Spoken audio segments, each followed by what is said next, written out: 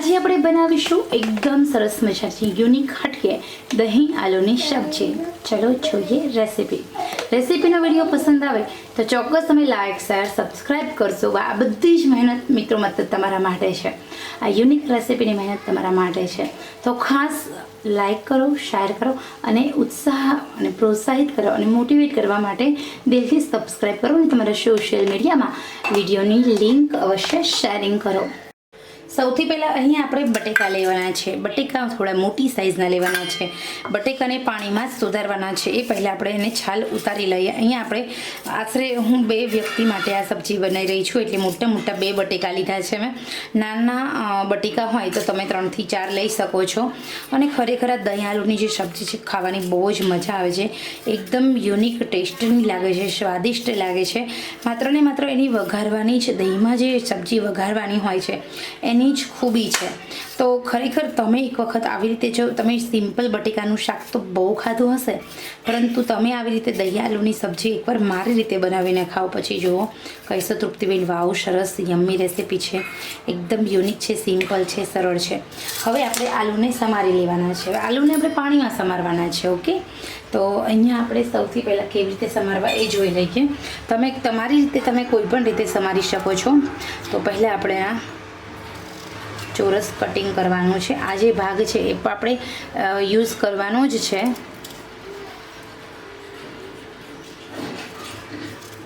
અને હવે આપણે આ રીતે ચોરસ કટિંગ કરીશું, થોડા મીડિયમ સાઇઝના રાખીશું।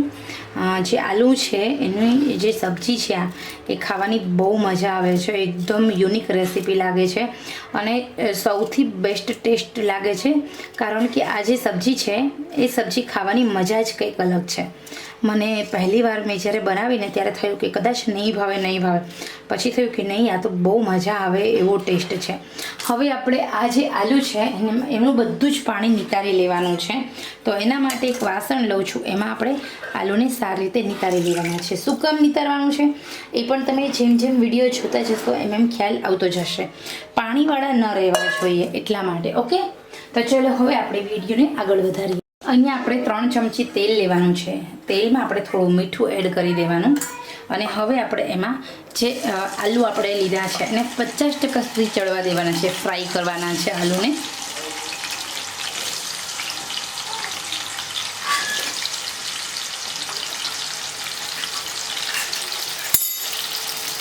અહીંયા આપણે તેલમાં જ આપણે આ જે આલુ છે એને આપણે 50% સુધી ચડવા દેવાના છે।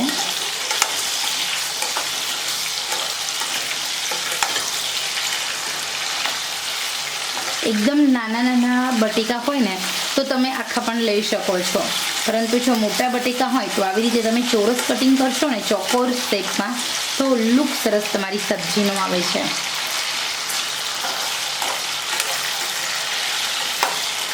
ત્રણ થી 4 મિનિટ સુધી આપણે તેલમાં જ આમ જ આ સબ્જીને ચડવા દેવાની। ઓકે, અહીંયા આપણે 50% સુધી ચડી જાય ત્યાં સુધી આમ ચડવા દેવાના છે।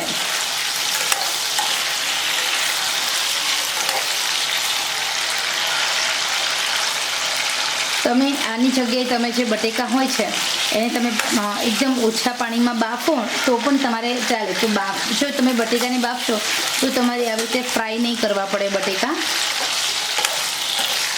પરંતુ એ જે એની સબ્જી છે એના કરતાં આ સબ્જીનો ટેસ્ટ વધારે સારો આવે છે।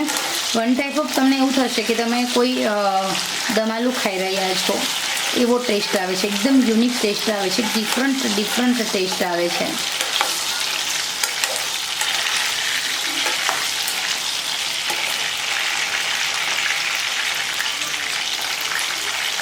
તો અહીંયા હજી આપણા 10% પણ આલુ ચડ્યા નથી, 2 મિનિટ થઈ ગઈ છે।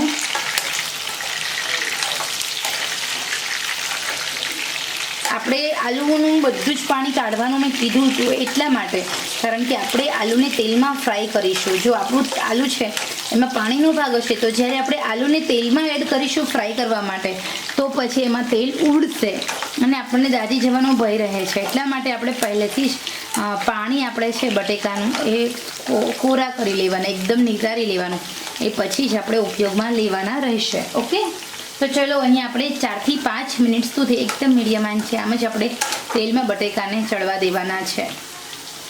અને પછી દહીંવાળું શાક કેવી રીતે બનાવવાનું છે એની રેસીપી આપણે જોઈએ. ઓકે, પહેલાં આપણે અહીંયા 50% સુધી બટેકાને ચડવા દઉં છું.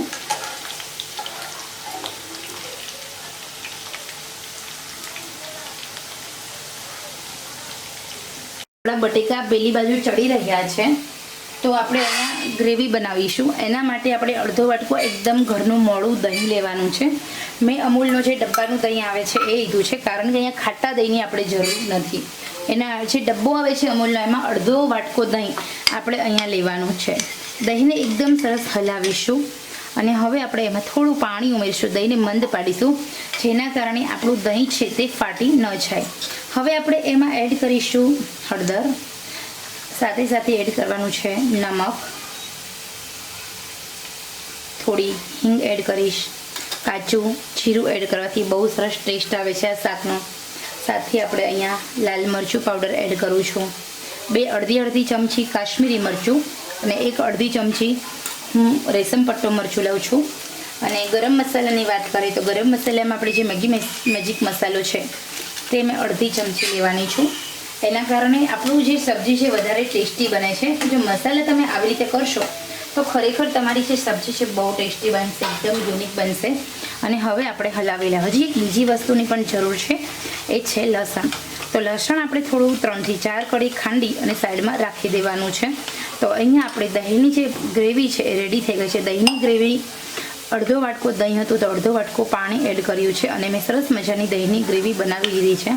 આ ગ્રેવીને હું સાઈડ પર રાખી દઉં છું. અને સાથે આપણે લસણ લેવાનું છે. લસણ પહેલેથી સ્ટોર કરીને રાખું છું. લસણની મોટી કળી છે એટલે આપણે 2 જ લેવાની છે. તો 2 લસણની જે કળી છે એને આપણે આવી રીતે ખાંડી લેવાની છે ખલદસ્તાની મદદથી. થોડું એમાં આપણે નમક અને મીઠું એડ કરીશું, જેના કારણે વધારે આપણું ટેસ્ટી બને.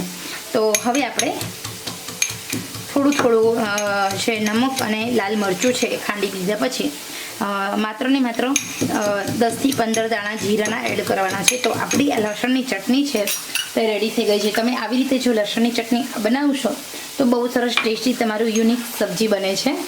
તો અહીંયા આપણે 50%થી પણ વધારે એવા આપણા આલુ છે ફ્રાય થઈ ગયા છે, તમે જોઈ શકો છો. તો આજે આપણા ફ્રાય થયેલા આલુ છે એ આલુને આપણે હવે ગેસની આંચો બંધ કરી દઉં છું, કારણ કે આપણે તેલ પણ કાઢવું પડશે. આટલું બધું તેલની જરૂર નહીં પડે. તો અહીંયા એકદમ સરસ રીતે આપણા જે આલુ છે તે ફ્રાય થઈ ગયા છે. હવે આપણે આ આલુને એક વાસણમાં કાઢી લઈએ અને પછી થોડું તેલ વધ્યું છે એ પણ કાઢી લઈએ. તો અહીંયા હવે આપણે જોઈએ તો તેલ આપણું ઓલરેડી ગરમ છે. આ સબ્જીમાં જીરાથી વઘાર કરવાનો છે. આપણે જીરાથી વઘાર કરીશું આ સબ્જી. તો અહીંયા જીરું આપણું સંતળાઈ જાય એટલે આપણે એમાં એડ કરવાની છે હિંગ ઉમેરી દીધા પછી આપણે રેડી છે લસણની પેસ્ટ કરીને રાખી છે, લસણની ચટણી કરીને રાખી છે, એ ઉમેરી દેવાની છે અને થોડું આપણે હલાવી લઈશું. ગેસની આંચ એકદમ મીડિયમ કરવાની છે, અથવા તો તમે થોડીવાર માટે ગેસ બંધ કરી દેવાનો છે. તો અહીંયા મેં ગેસ બંધ કર્યો છે, કારણ કે આપણે જે દહીંની પેસ્ટ એડ કરીશું એ ફાટી ન જાય એટલે. અને આપણે હલાવ જ કરીશું, સતત હલાવ કરવાનું છે, જેના કારણે આપણું દહીં ફાટી ન જાય અને આપણી જે ગ્રેવી છે એકદમ સરસ બની જાય. ઓકે, નહીંતર દહીં ફાટી જશે, ઉપર ફોદા રહેશે. અને અહીંયા હવે આપણે 1 મિનિટ થઈ ગઈ છે, તમે જોઈ શકો છો. તો ફરી આપણે ગેસ ચાલુ કરી દઈએ અને હવે એ દહીંની જે ગ્રેવી છે એમાં આપણે જે ફ્રાય કરેલા આલુ છે એ એડ કરી દેવાના છે.